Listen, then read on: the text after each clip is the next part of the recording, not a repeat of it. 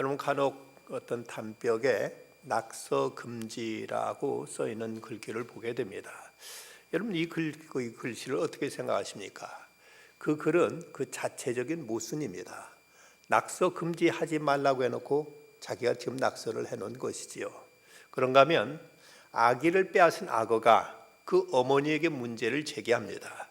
내가 아기를 잡아먹을 것인지 안 잡아먹을 것인지를 맞추면 무사히 돌려주겠다. 이랬을 경우 어떻게 해야 아기가 안 잡혀 먹힐 수 있겠습니까? 그것은 네가 잡아먹는다고 해야만 이 악어는 아기를 잡아먹을 수가 없습니다. 잡아먹으려고 하면 이미 그 사람이 답이 마친 것이 돼버리기 때문에, 이래서 이런 경우에 잡혀먹지 않게 하려면 네가 잡아먹는다고 말해야 그 말이 이제 그 말을 맞게 할 수가 없어서 또 그래도 잡아먹지 못하게 되는 이런 이제 어떤 역설에 빠지게 됩니다. 이 세상에는 모순과 역설이 있습니다. 이 모순은 어떤 사실의 앞뒤가 이치상 어긋나서 서로 성립되지 않는 경우를 이제 모순이라고 한다면, 그 역설이란 말은 어떤 내용이 겉으로는 모순되고 부조리하지만 그러나 그 속에는 진실을 담고 사실은 맞는 것을 역설 파라독스라고 이렇게 말하고 있습니다. 어떤 이는 역설이란 모순을 해결한 상태를 뜻한다고 말하기도 하고, 또 어떤 사람은 세상은 모순적이고 인생은 또 역설적이라는 이런 또 얘기를 하기도 합니다. 에드 디너 교수는 모나리자의 미소라는 그의 책에서 하는 말이, 진정으로 성공하고 싶다면 조금 불행한 행복을 원하라는 이런 또 모순적 역설적인 말을 하기도 합니다. 얼마 전부터 이 시대의 역설이라는 글이 인터넷을 통해서 이제 세계에 퍼졌습니다. 이 말은 누군가의 톡백이 사이버 공간을 돌아다녔는데, 이 칼럼은 목회자인 밥 무어헤드가 쓴 글로, 시애틀 근처에 살고 있는 은퇴 목회자가 쓴 글이 이것이 이제 나돌았는데, 우리나라에서는 뭐 반기문 그 유엔 전 사무총장이 했다고 들도 있지만, 그러나 원래 이제 원전은 바로 밥 무어헤드라는 이제 은퇴한 목사님이 쓴 글입니다. 내용을 보면 이런 내용을 담고 있습니다. 우리는 더 높은 건물들을 갖고 있지만 더 낮은 평정심을 갖고 있다. 더 넓은 도로를 갖고 있지만 더 좁은 시각을 갖고 있다. 더 많이 소비하지만 더 적게 갖고 있다. 더 많이 사들이지만 더 누리질 못한다. 더 큰 집을 갖고 있지만 더 작은 가족을 갖고 있다.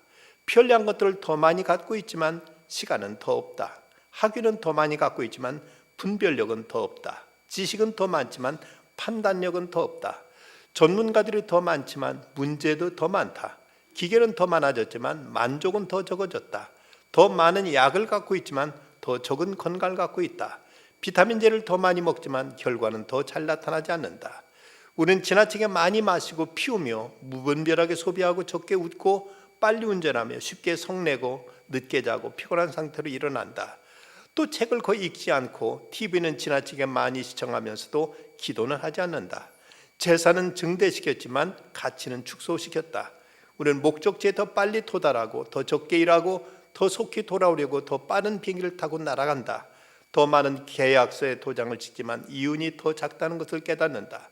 생계를 꾸리는 법은 배웠지만 인생을 살아가는 법은 배우지 못했다.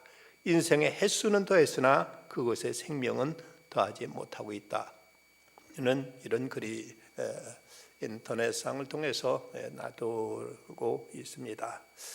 여러분, 분명 이전보다 넓은 집에 살고 있지만 식구는 분명 더 적어지고 말았죠. 길은 넓어졌지만 인간 이웃 간의 소통은 더 이제 담이 막혀가고 있습니다. 이전에 비해서 생활에 편리한 도구들이 얼마나 많이 나왔습니까? 우리 주부들만 하더라도 세탁기라는 것이 생겨서 옛날 빨래 하던 것들 요즘은 거의 기계가 대신해주고 있고, 밥조차도 이제 밥솥이 생겨서 알아서 물만 버누면은 저절로 뜸들여서 이제 밥이 저절로 드는 시대입니다. 요즘 같은 이제 그 늦가을 초겨울이 되면은 시골에서는 옛날 남자들은 땔감 하느라 정신이 없었는데 지금은 뭐 이런 나무 할 일도 없는데도 과연 옛날에 비해서 더 많은 여유를 갖고 사느냐 하면 그러지 못하다는데 우리의 어떤 이제 모순, 인생의 모순과 역설을 또 찾게 됩니다.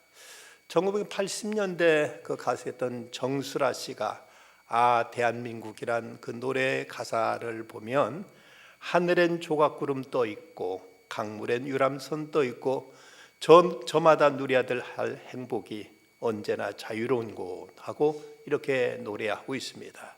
분명 우리나라는 선진국의 진입의 문이라고 하는 OECD에 가입했습니다.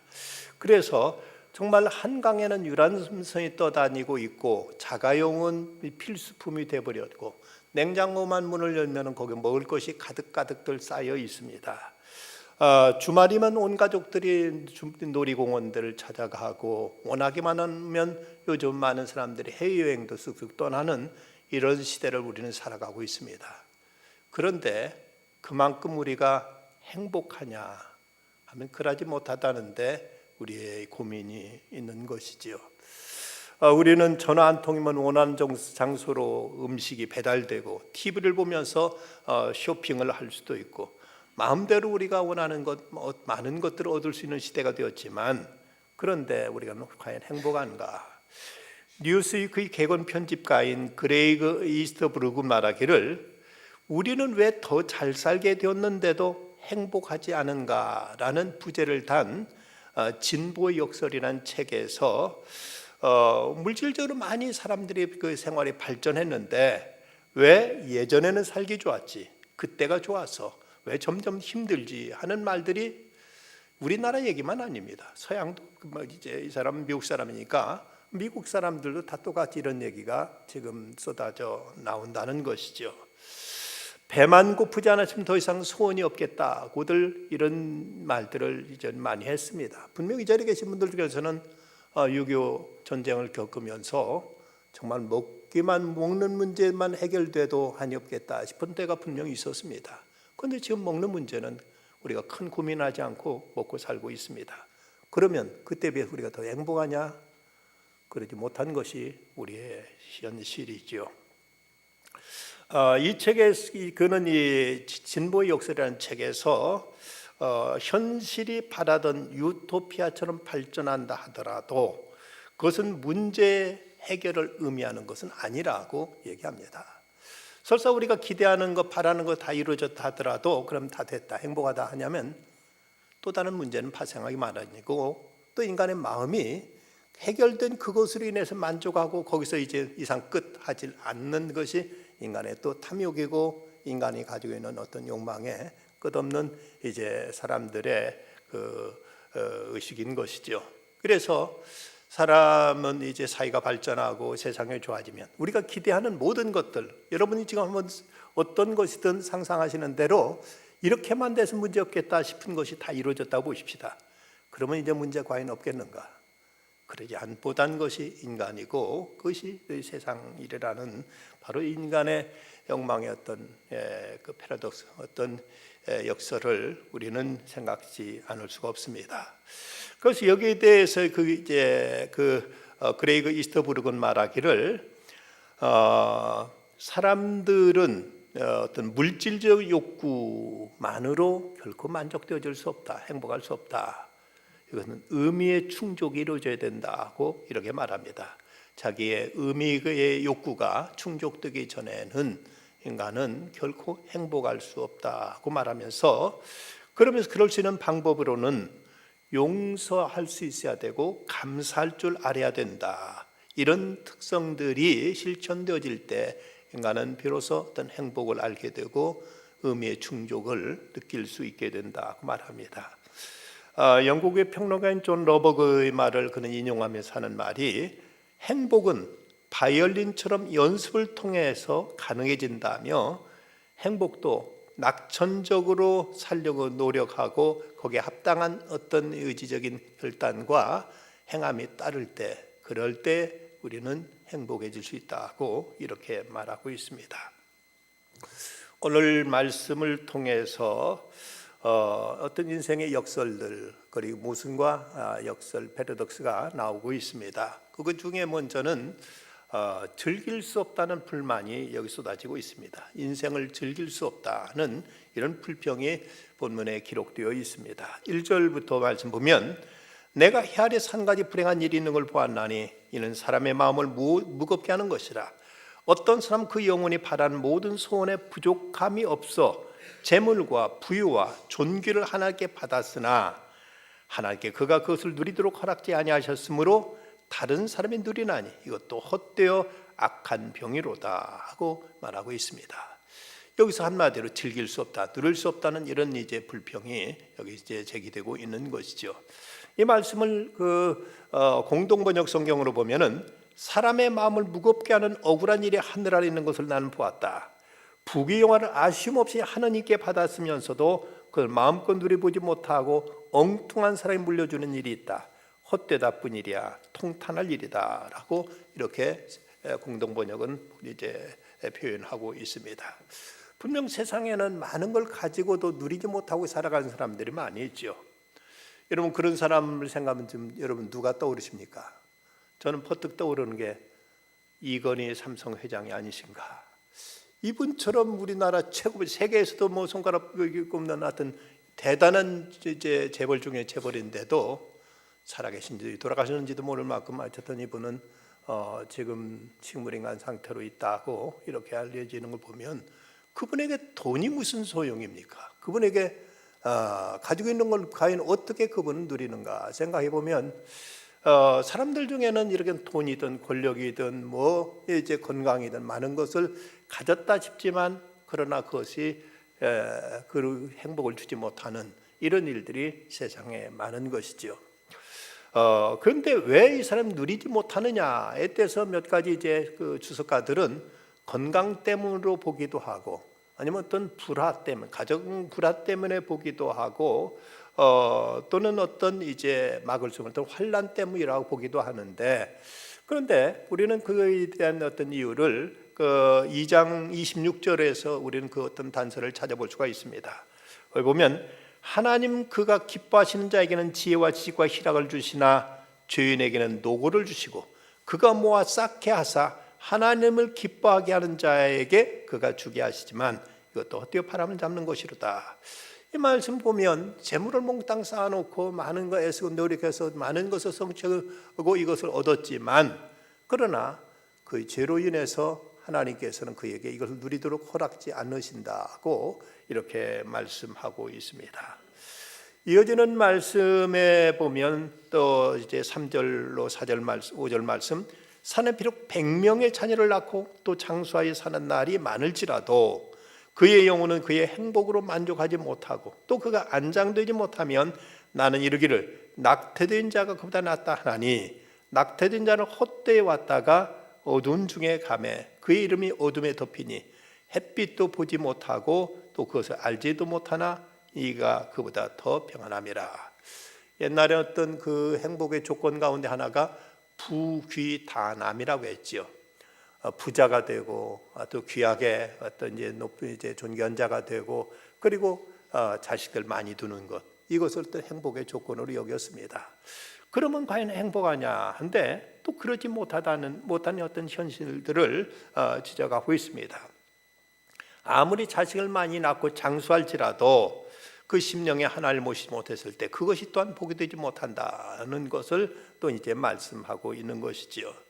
하나님을 우리가 떠나서 인간이 어떤 물질적인 이제 그 소유를 늘리고 또 많은 자식들을 두고 큰 어떤 가계를 이뤘다 할지라도 그것이 과연 행복할 수 있느냐 하는 이런 문제가 제기되고 있는데 성경에 보면 자식을 많이 두고도 이제 불행했던 사람 가운데 하나가 옛날 아합 왕을 들 수가 있습니다. 요즘 여호사밧 왕과 이제 요즘 그 이제 말씀 묵상에 나오는 이제 말씀 순서에 보면 북왕국의 아합 왕은 이세벨과 결혼해 가지고 이제 북왕국을 더 우상 소국으로 만들었다는 내용이 이제 나오기 시작하는데 그런데 이 아합 왕에 대한 말씀을 보면 그는 아들이 무려 70명이나 됐습니다.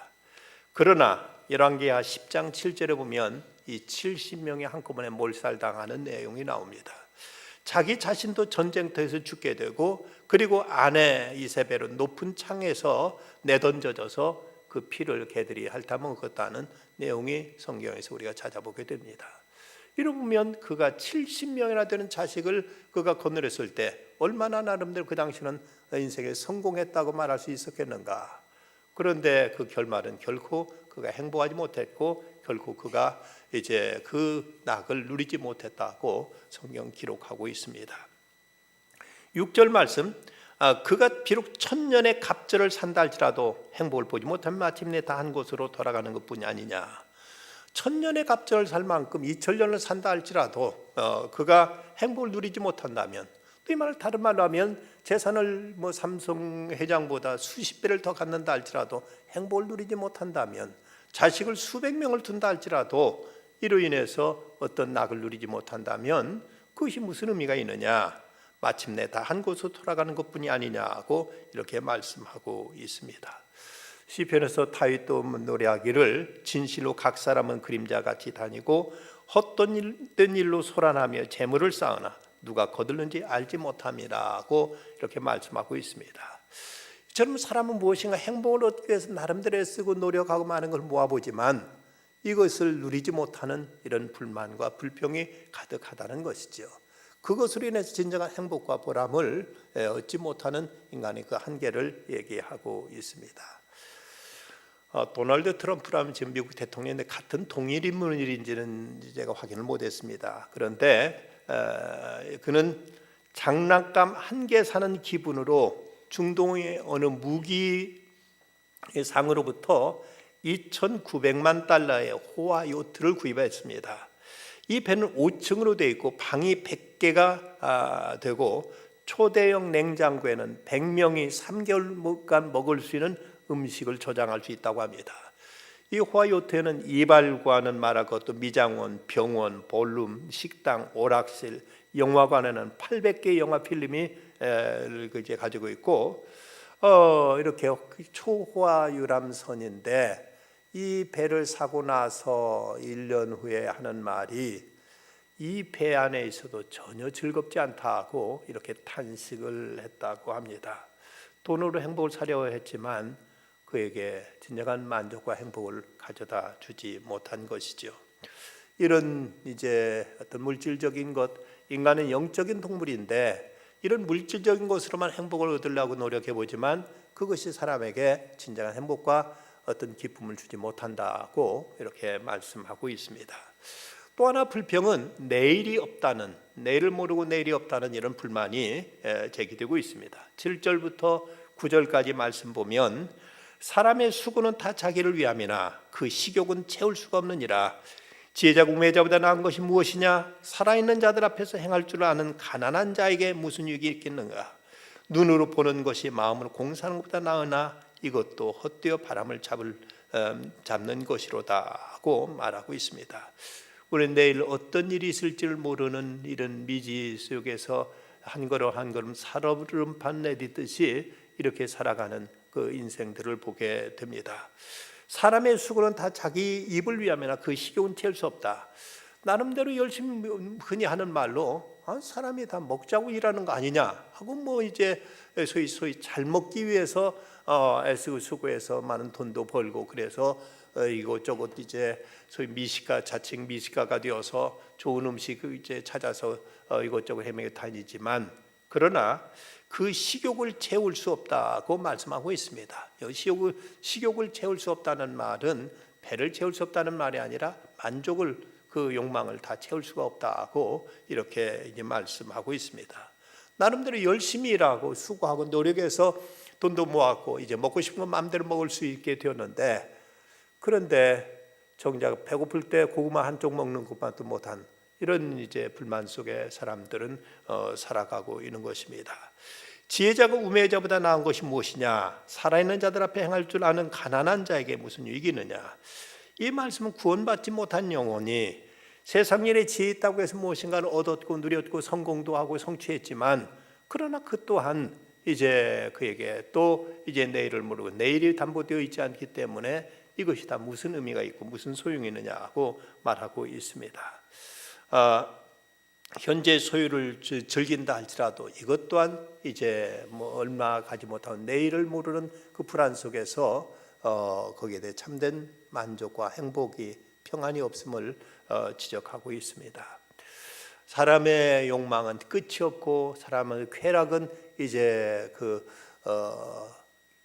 소금물을 들이킨 처럼 더 큰, 더 자극적이고 더 말초적인 것들을 원하지만 그러나 그 다음에 찾아오는 더 큰 어떤 허무와 그리고 이제 실망으로 인해서 스스로 몸서림치게 되는 인간의 그 불행을 우리는 알아야 됩니다.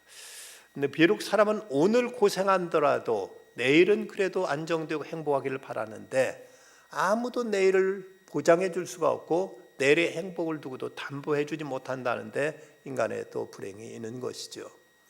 한국전쟁, 6.25 한국전쟁 때 많은 미군들이 와서 우리나라의 이제 공산 침략으로부터 나라를 지키기 위해서 싸웠습니다.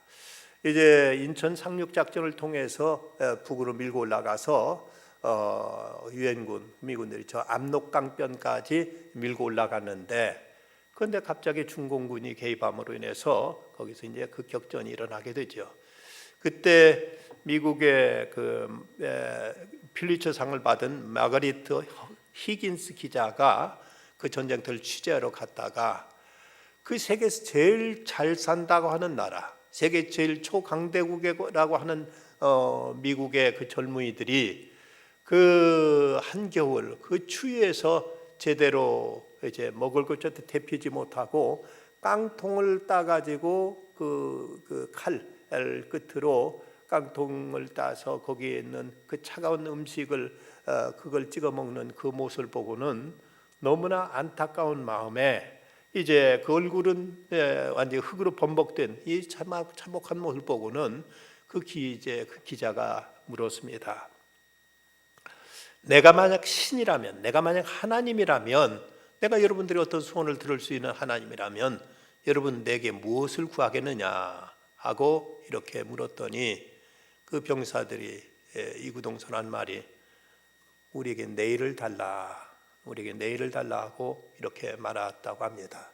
언제 죽을지 모르는 그 전쟁의 참상 속에서 그들은 확실한 내일에 대한 약속, 내일에 대한 어떤 기대와 어떤 내일에 대한 소망을 담보하고 싶었기에 그들은 우리에게 내일을 달라 하고 이렇게 말했다는 것이죠. 근데 과연 우리가 어떻게 이 내일을 우리는 과연 장담하며 살 수 있는가? 언제라도 우리는 하나님 부르시면 금방으로 달려가야 될 존재가 바로 우리들인데 이 내일을 모르는 불안 속에 사람들은 살아가고 있습니다. 술을 마시면 시흥이 저절로 났다고 하는 그 이백은 술로도 달랠 수 없는 인생의 공허함을 토로하기를 칼을 들어 흐르는 물을 내리쳐도 물은 끊이지 않고 계속 흐르고 잔을 들어 술을 마시고 걱정을 씻으려 해도 걱정은 더욱 쌓여만 간다고 이렇게 탄식을 했습니다. 이 내일에 대한 문제의 해답은 믿음 아니고는 하나님의 섭리와 하나님의 약속에 대한 믿음이 아니고는 우리는 내일은 늘 불안할 수밖에 없습니다. 스위스의 한 순교자가 장작더미 위에 맨발로 올라섰습니다. 이제 막 불을 질러 화형을 집행하는 순간 자기의 화형을 집행하는 치안 판사에게 말했습니다. 죄송하오나 판사님이 손을 내 가슴에 얹어 보십시오. 저는 이제 곧 화형을 당할 몸입니다. 만약 제 심장이 평상시보다 조금이라도 더 빨리 뛴다면 제 종교를 믿지 마시고 제 하나님을 부인하셔도 좋습니다 라고 이렇게 말하는 그 얼굴이 그토록 평화로울 수가 없었습니다. 그 치안 판사가 정말로 그 순교자의 가슴에 손을 댔더니 그냥 편안히 잠자리 드는 것처럼 전혀 심장이 벌떡거리지도 않고 그 편안한 모습을 보고 어떻게 이럴 수가 있느냐 하고 이제 놀랐다는 것입니다. 그는 하나님의 품 안에 이제 곧 안기게 된다, 하나님 나라에 들어가서 주님의 나라에서 안식하게 된다는 그 사실을 믿었고 그 믿음 안에서 죽음 앞에서도 그렇게 평안하고 담대할 수가 있었던 것이죠. 세상은 미래가 보이지 않고 그저 암담하기만 합니다. 세상이 과연 어떻게 되어질 것인가, 이것을 과학적으로 연구하는 학문을 가르쳐서 소위 미래학이라고 말합니다.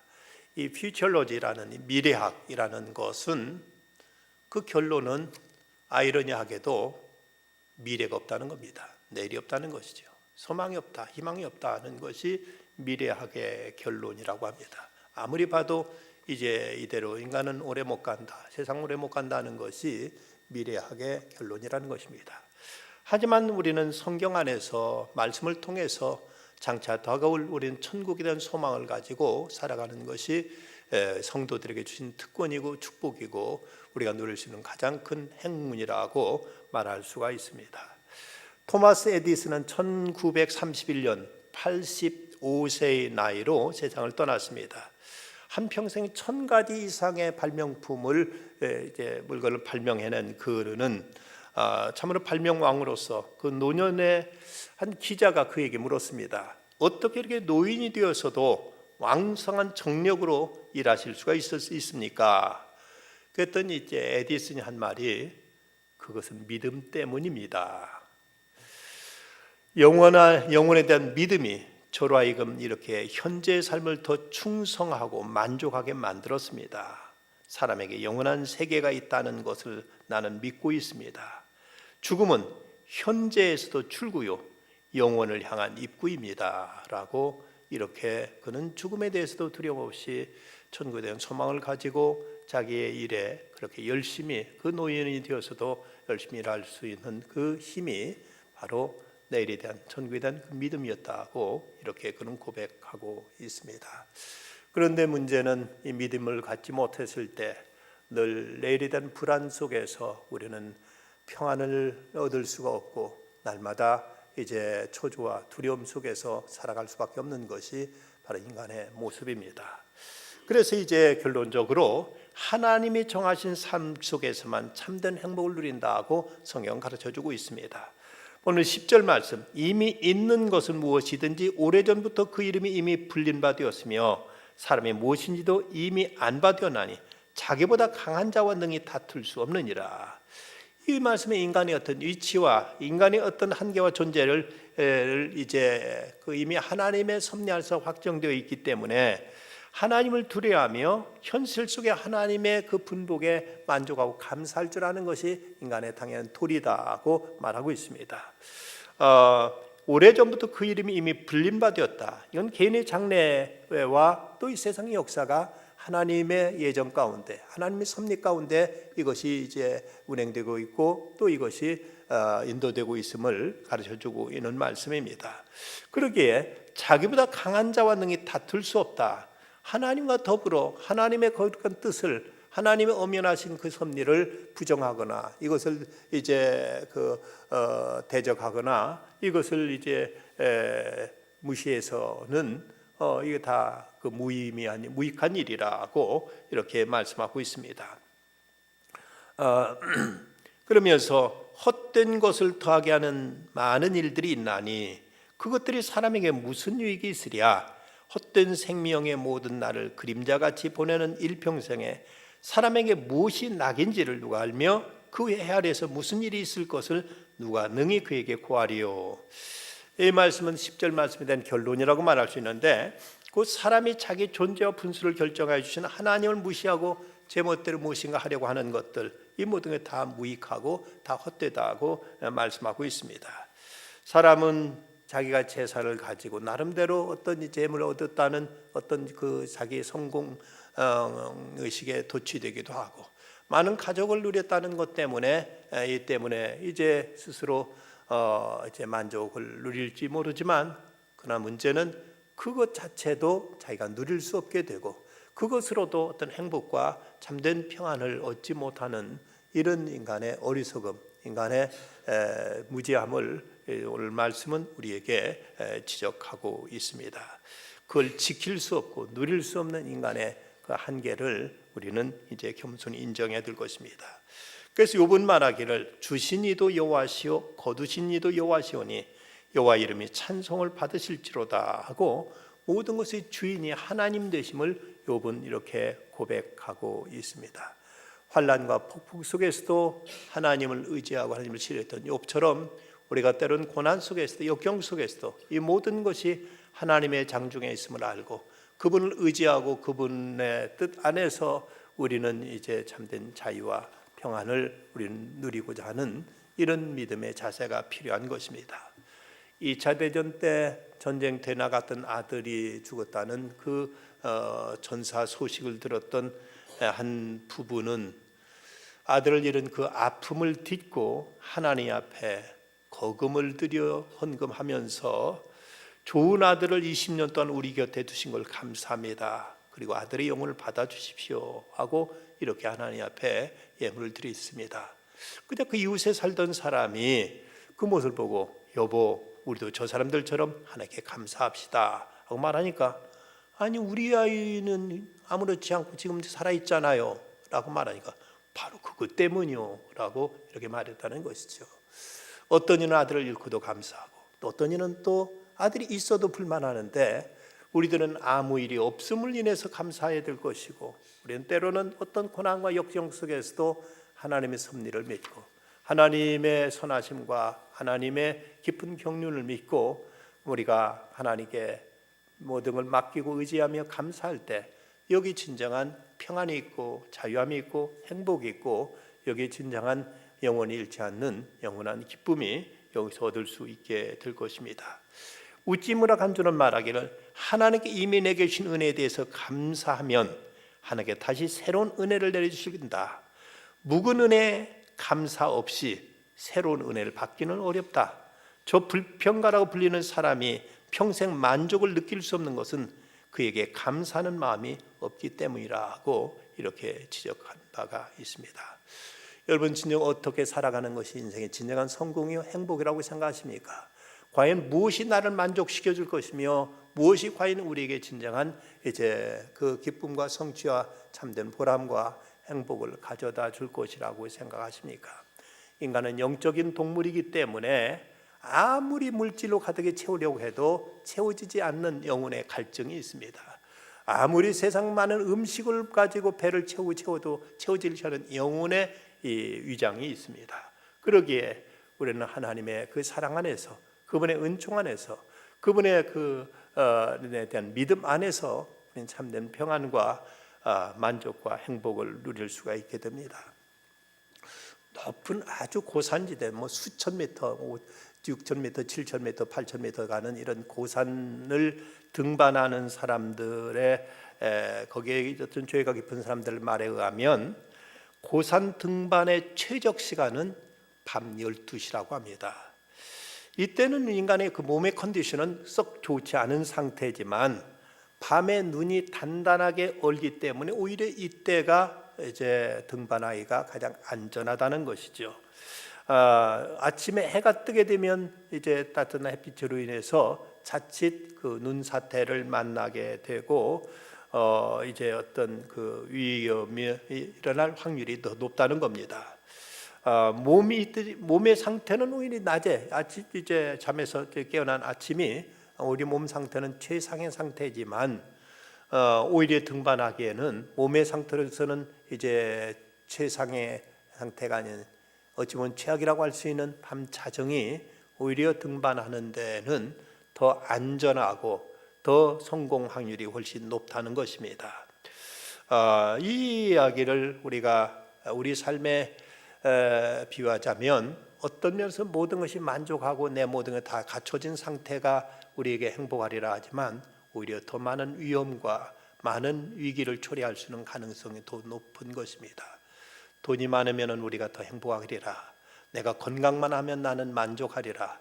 내게 명예가 있고 내가 출세만 하면 나는 이제 더 이상 원이 없으리라 싶지만 이런 걸 통해서 인간은 더 큰 갈증에 빠지게 되고 이러면서 점점 영혼은 황폐해지고 메말라지고 점점 하나님과 멀어지면서 자칫 우리 생명을 파멸에 빠뜨릴 수 있는 이런 위기를 우리는 자초할 수가 있게 되는 것입니다.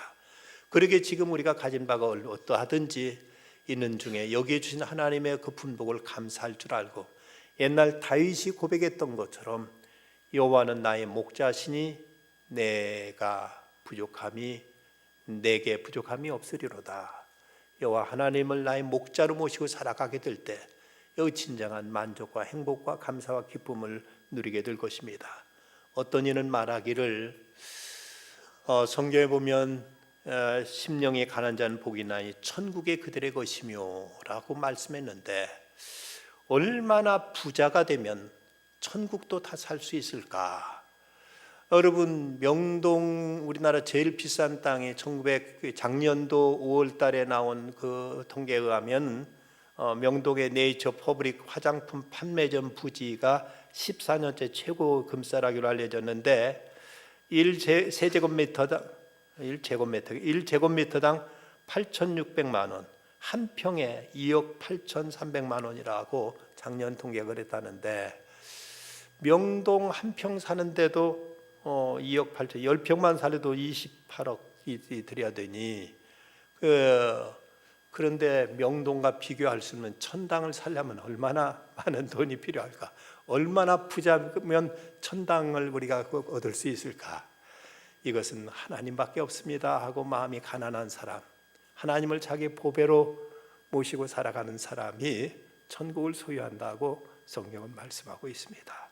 우리가 이 땅에서는 비록 우리가 집 한 칸 변변히 마련하지 못해서 고생도 하고 불편은 해도 우리에게는 천국집이 있다는 사실을 생각하면 우리는 세상의 최고의 부자인 것이죠.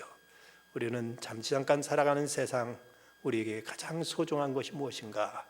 바로 다윗처럼 여호와를 우리의 목자로 모시고 살아가게 될 때 그분이 나의 모든 걸 아시고 내 앞길을 인도하시고 주님께서 우리를 예배해 주신 그 나라에 가서, 그 집에 가서 영원히 거하게 되는 그 은총, 그 축복이 우리에게 예비되어 있습니다. 이 은혜를 생각하면서 날마다 주님의 은혜 안에서 믿음으로 살아가는 우리가 되어야 되겠습니다. 기도하십시다.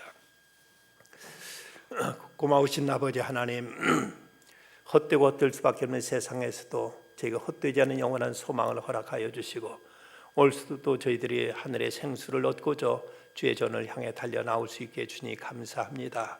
아버지 하나님, 세상에 많은 물질이 있어도 누리지 못해서 불평 불만에 빠져 있는 사람들 많고, 수많은 자식을 거느리고도 이 때문에 더 괴로워하고 힘들어하는 사람들도 많지만, 하나님, 저희들이 세상적인 조건은 다 채워지지 못했다 할지라도 우리 주님께 저희들의 목자가 되셔서 저희들에게 푸른 풀밭과 쉴만한 물가로 인도하시며 평생토록 선하심과 인자심으로 저희를 따르게 하시고 끝내는 주님의 집에 가서 영원히 가도록 인도하실 하나님의 약속이 있기에 오늘도 저희들이 믿음으로 하루하루를 살아가고 있습니다. 이 믿음을 끝까지 승리하는 저희들 되게 하시고 이 땅에 허락하신 은총을 날마다 감사하며 기뻐하며 나누며 하나님 주신 은총 안에서 복되게 살아가는 저희들 다 되게 하여 주시옵소서. 예수님의 이름으로 기도드리옵나이다. 아멘.